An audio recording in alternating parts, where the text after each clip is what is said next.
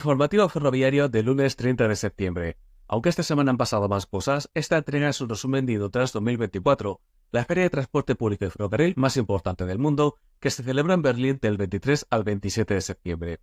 Este año la feria ha batido récords. Por mencionar algunos, ha tenido unos 170.000 visitantes de 133 países, contado con 2.940 expositores de 59 países, mostrado 133 vehículos ferroviarios en 3.500 metros de vía y usado todos los pabellones de recinto. ¿De dónde salen 3.000 empresas? Este es un lugar en el que se puede apreciar la complejidad del sector, desde los calecillos más pequeños hasta los trenes de mayor capacidad, pasando por interiores, todo tipo de componentes o sistemas de señalización.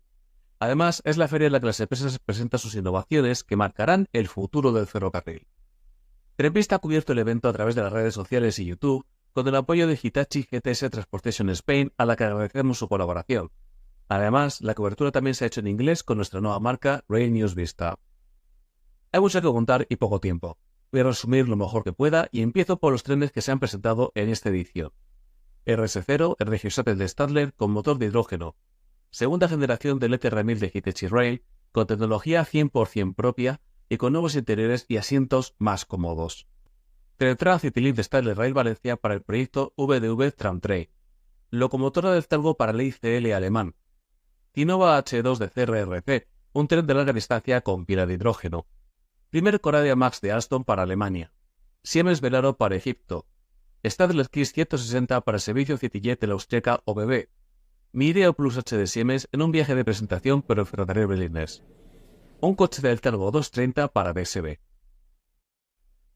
Puede ver fotos y vídeos de estos trenes en la publicación del Trenca sobre la feria en www.trenvista.net.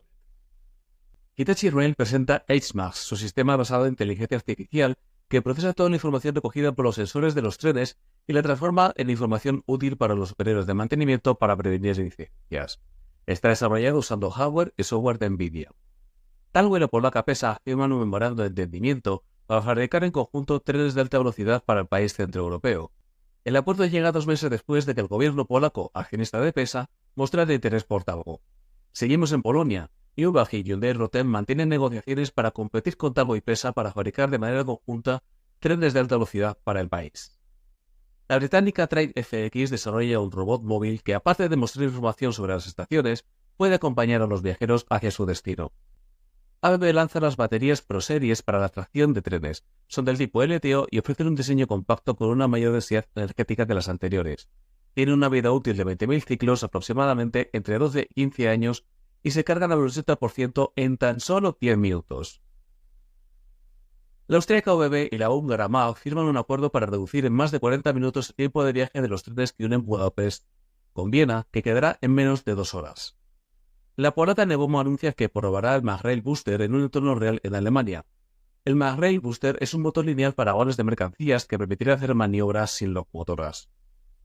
SNCF y DB anuncian un tren ICE directo entre París y Berlín. Comenzará a prestar servicio el 16 de diciembre y circulará por líneas de alta velocidad en los tramos París-Estrasburgo y Frankfurt-Berlín. El viaje durará 8 horas y los billetes se pondrán a la venta el 16 de octubre.